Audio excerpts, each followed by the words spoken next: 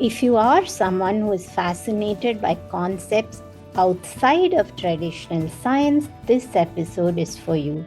In today's episode, we answer 3 key questions. What are the 4 worlds? What are the timings of the 4 worlds and how can we relate to them?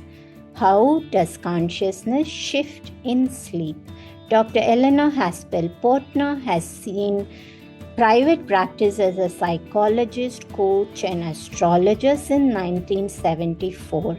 In addition, she served as president of the Southern California Society for Clinical Hypnosis, and she's a co-founder of the Los Angeles Erickson Institute.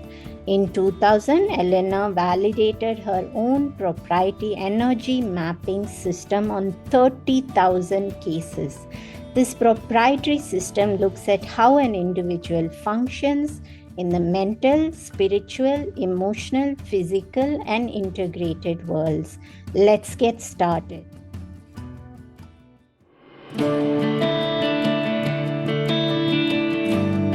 Hey everyone, I'm Deepa, light functional medicine practitioner, author, and yogini, and you're listening to the Sleep Whisperer podcast, the only sleep podcast with conversations and meditations. I'm on a mission to share profoundly insightful sleep conversations with global visionaries that merge together functional medicine and ancient wisdom. Breathe in bliss through weekly guided meditations and let yourself enter the land of dreams. Together, let's unravel the pieces, get to the roots, and understand the right tools to transform your sleep completely. Through this podcast, I want you to dream the best version of yourself. It's time to regain hope and begin your sleep journey.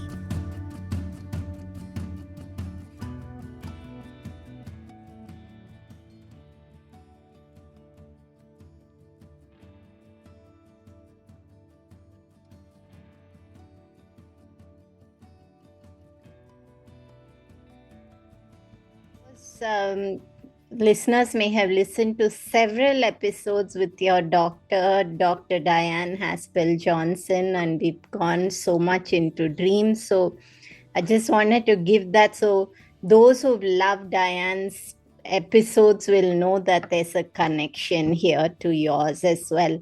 So maybe if you could just start us off talking a little bit about what is your background, what got you into these areas? My background is as a social scientist. My PhD is from the University of Chicago.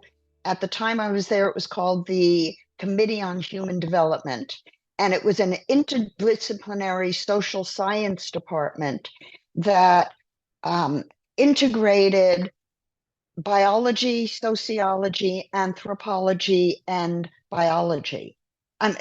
Did I say that right? Psychology, anthropology, sociology, biology. And most of the faculty were at the cutting edge of their field. So I studied with people like Kubler-Ross, Bruno Bettelheim, Larry Kohlberg. Paul Rogers came out of that department. So my background was always looking at how information came together in all of those components. And then I did a postdoc in clinical psychology and went into private practice after teaching college for 3 years. So when I was in private practice, I started having second birth experiences, Kundalini experiences. The first one was 1974, and it was so powerful.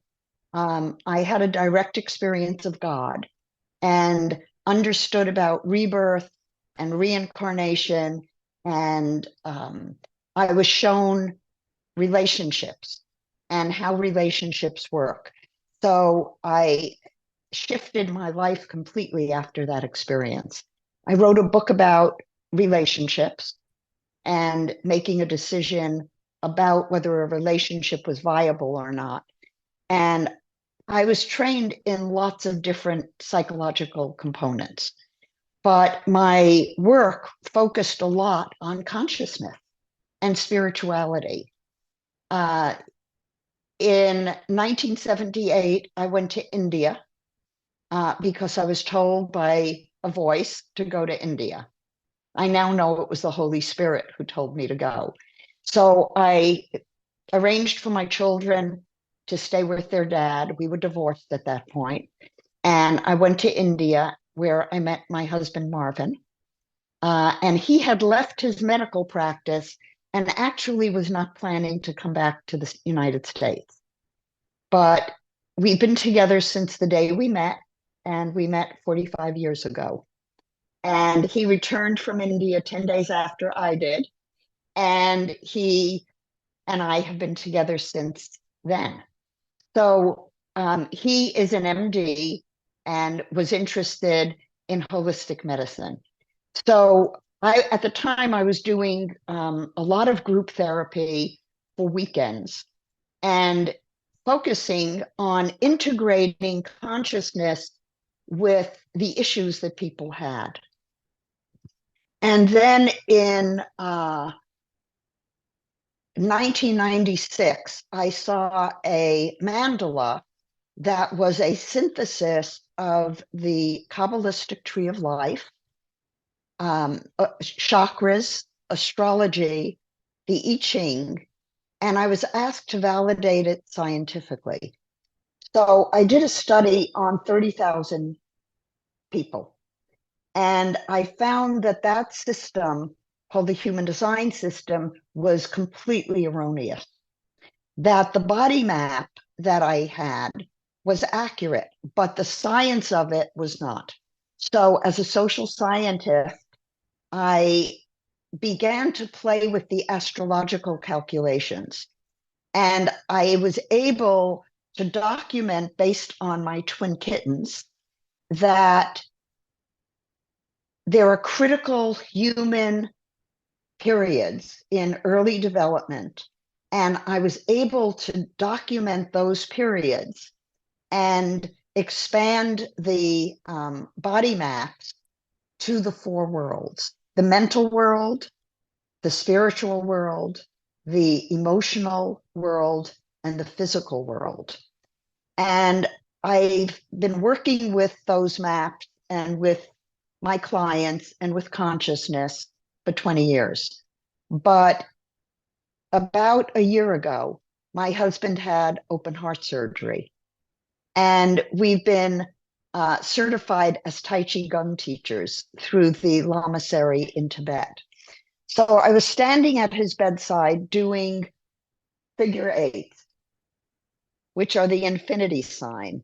And I realized as I was doing it that my body maps and the four worlds are the figure eight. And the Holy Spirit said to me, now is the time to talk about the four worlds. Now is the time to tell people the truth, that 99% of the population are here to manifest their actual potential, and that we are all born as divine beings who are here as complete wholes. And my work proves it, because if we trace our astrological chart from 3 months before birth to 3 months after birth, using the calculations that I've come up with scientifically, we see all of the critical fields that lay down prenatally and postnatally the energy bodies. And so when I look at a person's energy map, or now when I'm working with them psychologically and spiritually, I am integrating those worlds. And the mental world is the world we usually think about in psychology as conscious versus unconscious. But we know that we're more than conscious and unconscious. We have a spirit And our spirit, I believe, is the unifying integrated field of consciousness, because when we sleep, we move into a different matrix. We go horizontal. And when we're horizontal, the energy comes into us differently. And when we sleep, we lose the crown, we lose the ajna, so we lose the mental component, we lose the ego, and we lose the emotional center. So when we sleep, we're getting direct information about our consciousness from the Holy Spirit. And it comes in unconsciously. But when we dream in REM, we move back into a vertical matrix. And the information circulates between the worlds and crosses over the brain barrier. So when we wake up, we have little pieces of our dreams, because we know that consciousness is state specific. So my work now is introducing the four worlds to psychological work, and to begin to empower people by teaching them that if they identify the world that they're thinking about, it opens doors that they haven't ever explored before. And I think you gave us a quick introduction there, Eleanor, but I would like for you to make us understand these four worlds of consciousness, especially from a sleep perspective, more specifically now. What, I mean, obviously, is there if you could add information as to what do we expect, and also what can we do to support ourselves better in this journey?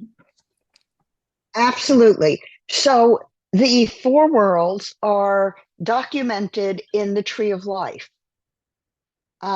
Each energy center in the Tree of Life, we talk about four worlds. Our card deck has four suits. So these are the worlds. The mental world is a world we live in. But when we go to sleep, we're in another dimension. We're getting information from our unconscious and from the collective. So when we sleep, we go back into what I call the cosmic soup. We're one with everybody.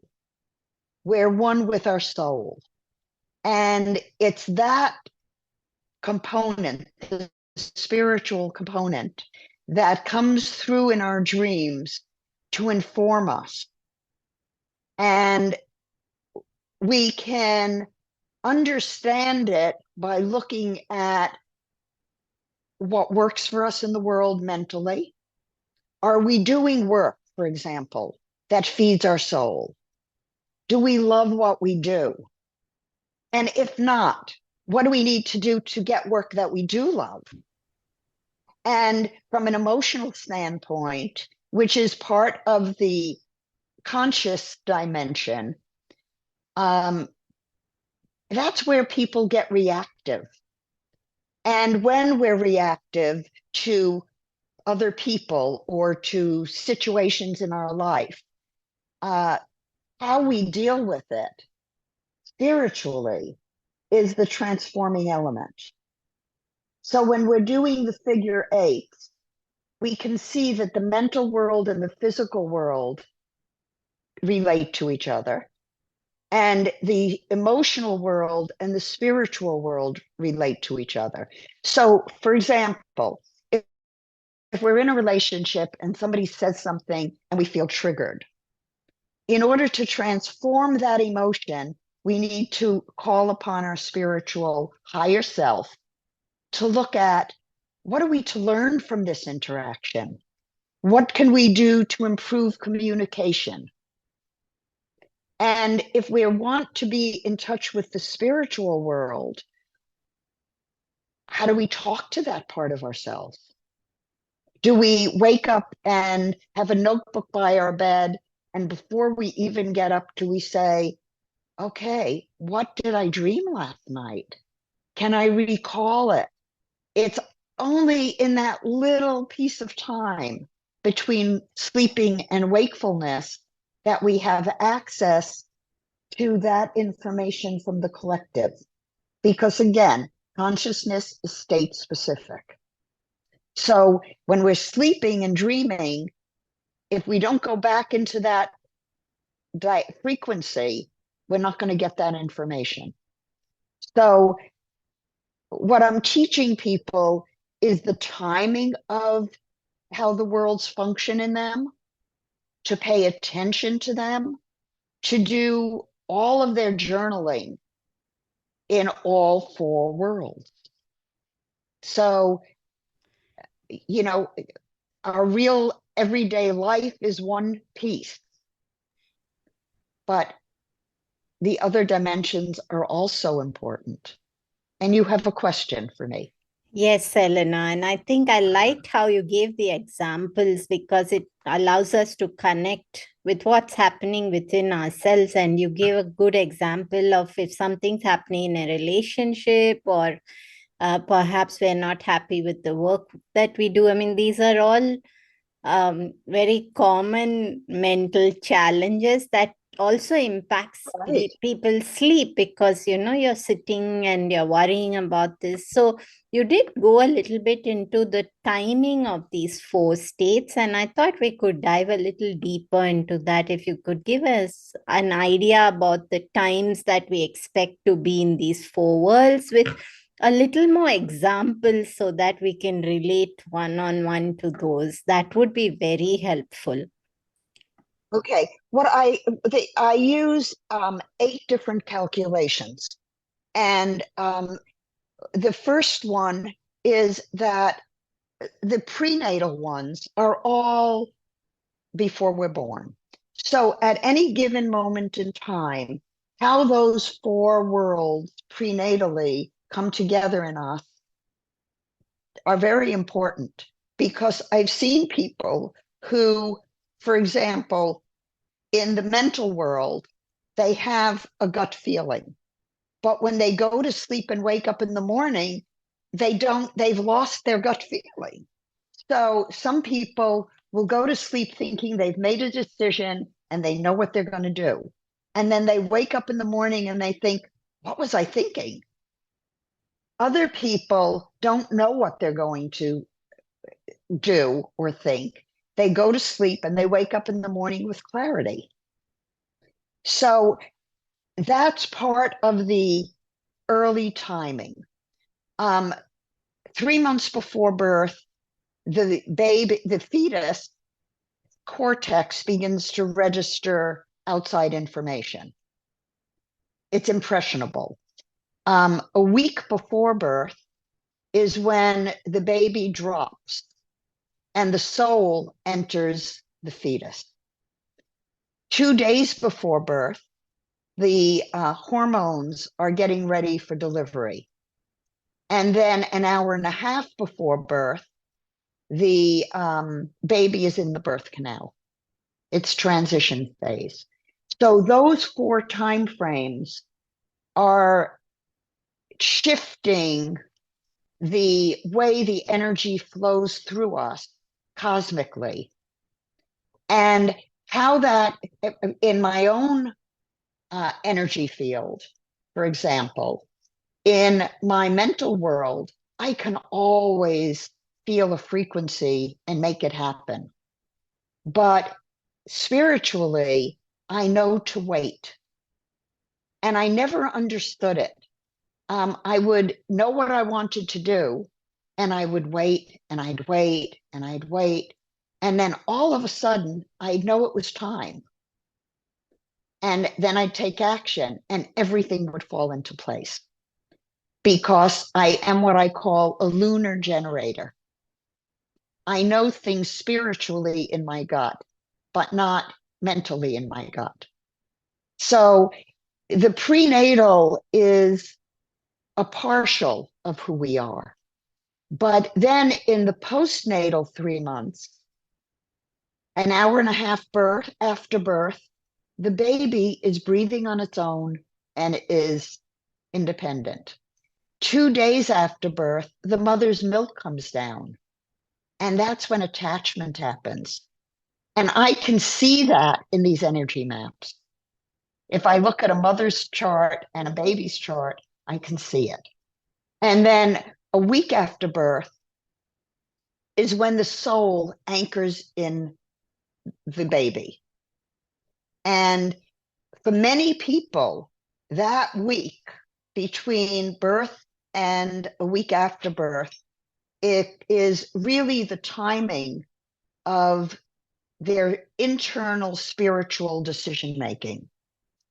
So, as a general rule, I tell people wait before you confirm what you want to manifest. And then full manifestation takes 3 months, which is the time frame between birth and when a baby has volition and reaches. They're now considered a baby, not a neonate. And in pediatric literature, now the first 3 months of life are considered the missing fourth trimester. So if we did a chart combining all of those calculations, that's the integrated, unified field that we are in to manifest our true self. And how we navigate those worlds, many people don't know how because their parents never recognized that consciousness was across 4 dimensions. And so much of the spiritual language, or for example, reinforcing that babies see energy, is completely ignored. But I'm teaching parents to recognize the nonverbal communication of their babies and how to speak to the soul and how to use that language. Does that clarify it for you? Yes, and let's talk a little bit about sleep itself. So when we sleep, how does our consciousness shift? You spoke a little about how the matrix shifts horizontally. If we could talk a little bit about that, and how do dreams help us evolve this consciousness? And you did give us some examples which made a lot of sense to me, that we have this very small window, and I know that sometimes I wake up with absolute clarity, and sometimes I can sense that there's been something really important in the dream, but it's just kind of flown away. So maybe if you could talk to us about how does our consciousness shift, and are there practices that we can do to support a better state in sleep? The consciousness, because we lose the crown and the ajna center, our head centers, we lose the emotional center and we lose the ego. We're in that cosmic mix. And so when we're in deep sleep, we're about as comatose as we can be. We're in a different world.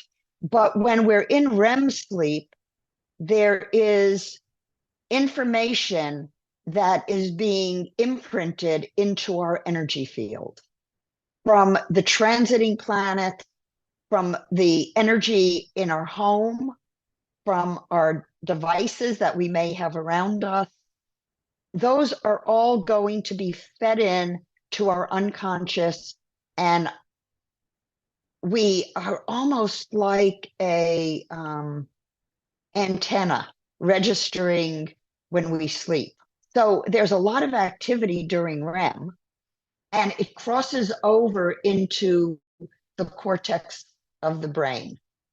And so what can enhance memory of dreams is keeping a notebook by your bedside.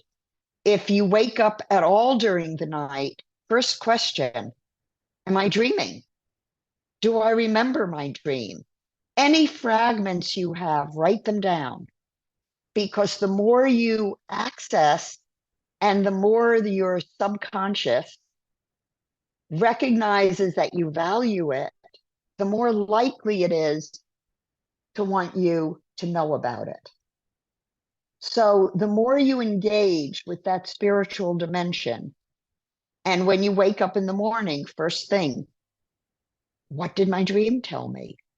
And if you don't remember your dreams, then you can always ask your unconscious, what was important for me to learn when I slept last night? And that would be one way to access fragments of dreams or information that you recorded from dreams that you're unconscious of. So a lot of times now when I'm working with my clients and teaching them how to use the four worlds, I'm asking them to give life to them, to do gratitudes using all four worlds. For example, if I were to say, I'm grateful that I had good night's sleep because I felt so rested, that would bridge between the spiritual world and the physical world. If I didn't have a good night's sleep because I went to bed upset about something during the day, that would be the emotional world impacting my sleep. And sometimes your mind is racing because you've been too busy and didn't wind down before you went to sleep. So all the worlds interact. They're, welded together. And to the degree that psychology has ignored them, we're missing major components of ourself and major components about what sleep is about, which is putting us back in touch with the spiritual dimension and bringing it through.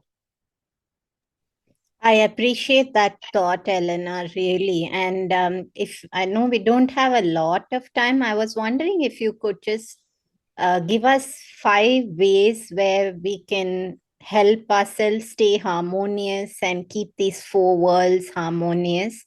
Actionable 5 ways that we can, you spoke just now about how when our mind is thinking, it means that the emotional world is spilling and impacting our sleep. So if you could give us 5 steps overall that help us to keep these four worlds in a state of harmony and support ourselves, that would be wonderful to wrap up this episode. Okay. The first thing is to recognize that you integrate all the world in your consciousness. And if you begin to ask yourself, which world am I in? Is this mental? Is it emotional? Is it spiritual? Is it physical? That's the first step. Identifying that we're more than a single world of consciousness. The second thing is to pay respect to each of those worlds. When you know you're going to go to sleep, don't pick up and go on your computer and start working. Wind down. Do some prayers. Do some releasing of the day. Before I go to sleep, I release all of my day. I release all of my thoughts, any negativity back to its source. And I send love out to everyone in my life. So that's putting me back away from the mental world, away from the emotional world, into the spiritual world where love is the currency. In terms of the physical world, make sure that you respect what your physical body needs. Make sure your sleep situation is supporting you physically. Don't have noise around you, that's going to distract from your dreams, from your, when we're sleeping, we need to be silent because the unconscious speaks in a whisper and we need to listen. And we're listening with a dimension of our consciousness that's not awake when we're sleeping. And we only get a little piece of it between the worlds, between sleeping and waking. So we want to treat that time as a gem. That early morning, when you wake up in bed, don't rush out of bed. Think about your dreams. Think about your sleep. Make sure your body is waking up and don't rush it. And rush it, the dreams will know that you're welcoming them and they may take more kindly to you. And I Um, think, and and I think, Eleanor, I mean, that's this aspect of giving time in bed in today's world is a huge missing link because we're all jumping out of bed and jumping into what we need to do. And that was a really good takeaway because, and I try to explain this to some people, and I'd love to get your perspective that, sometimes everyone talks about how they can't afford to lie in bed. And my point is that you need to just go to bed much earlier so that you give that space to wake up and have some time. And I'm glad you spoke about that. That was a good takeaway. well, one of the practices that I've done my whole life is to allow myself at least 2 to 3 hours in the morning for my morning routine. And the first thing is to not rush out of bed, to wake up slowly. If you think about it, your body's been reclining and in a different state of consciousness for a number of hours. So wake up and give it time to wake up. Give yourself you don't have to stay in bed still and not moving. You can wake up slowly according to your own inner rhythm. So one of the things I am strongly advocating is that we respect all dimensions and parts of ourselves and give time to each world. If you're upset about something, think about which world you're upset in. Was it a mental thing that you can just release back into the world? Or did somebody do something that had nothing to do with you? It wasn't personal, but you're taking it personal. Or is it spiritual? And if it's spiritual, then give it space, because the spiritual doesn't have easy access to consciousness unless we give it space. And when we give it space, we feel its energy.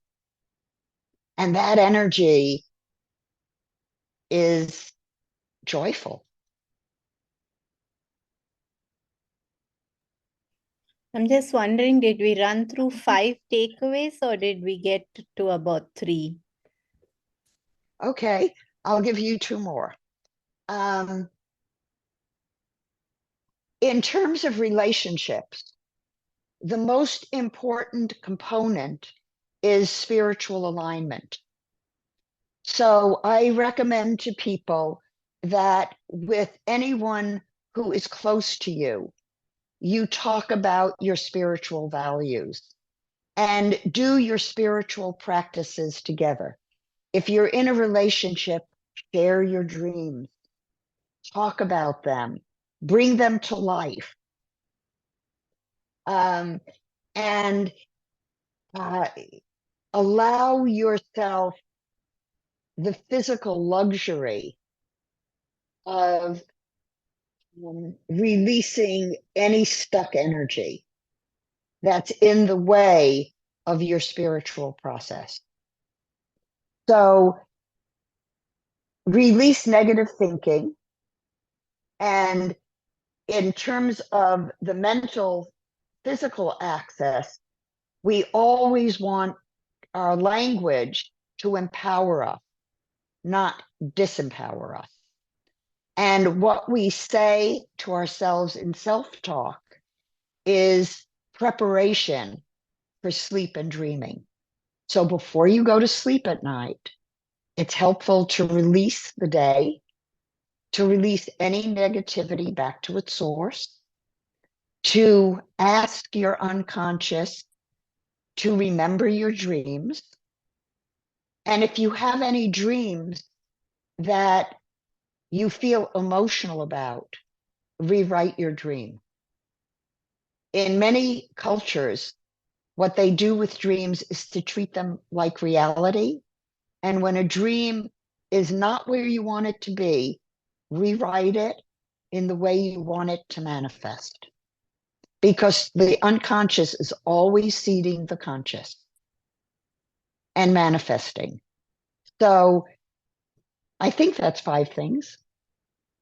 Yes, absolutely. And I think the final, how we wrapped up the episode, gave a lot of practical tools. And especially when you spoke about sharing the dreams with somebody and giving it life, I was smiling to myself, Eleanor, because I do it all the time. Almost every time I wake up and I have a dream, I share it with my husband. And we have a Yes. little bit of a discussion, and it's I think it's a wonderful way to maybe that's how we keep the energy clear. But you wrapped it up beautifully, and I think maybe if our listeners were feeling at the start a little lost, because sometimes esoteric or information that is a little out of their area of comfort can seem overwhelming, that you brought it all together in a way where it's actionable and practical to each one of us every day. And I do a free webinar every Thursday at noon Eastern time. And I am talking about the 4 worlds and how to integrate them. And I'm also going to be teaching a class on the 4 worlds in the end of October. So, and you can just share where can people find you. So if you have one website, then where can people go if they'd like to know more about these aspects? the website is www.nobleenergywellness.com. And that website is where we do the webinars. And also there's a portal to book sessions, and it's energy wellness. So it encompasses all areas of our health and wellness. Thank you for your time, Eleanor, and it was worth waiting for you to have this conversation. If you have any final words to leave our listeners with, please go ahead and share them now. I'm very grateful to be on this podcast and to meet you and to share with all of your listeners about the 4 worlds, and to ask people to open their minds to other dimensions than the one they've been told they have to live in, because we're here to manifest our actual potential. And my research scientifically shows that 99% of the population are actually here to manifest their potential. So we're here to empower people. That's what you're doing. That's what I'm doing. And for all of your listeners, be brave, be courageous, and love yourself. Thank you, Eleanor, and for giving us your time and wisdom, and for just being here today and sharing all these wonderful thoughts with us. Abhyanga is a way to still our mind while balancing the body. In my Ancient Abhyanga Masterclass, you can get frameworks to choose the right oil, massage with the right energy meridians, and create your own bath powder.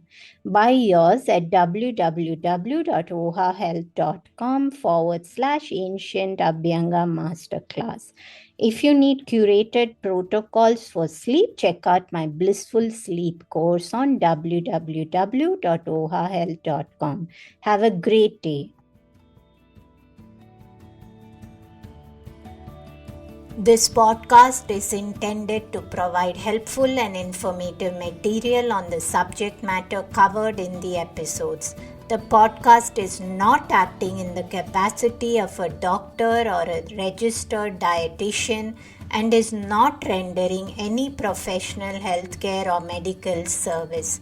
The information in the podcast is not intended as a substitute for medical advice or services or as treatment or cure for any particular health condition. The advice and tools contained herein may not be suitable for your situation.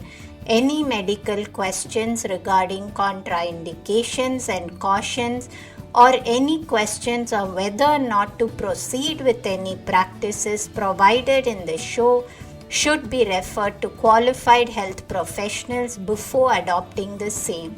The podcast specifically disclaims any responsibility for any liability, loss, risk, personal or otherwise, which may be incurred as a direct or indirect consequence of the use of information from this podcast or the application, adoption of any of the information provided.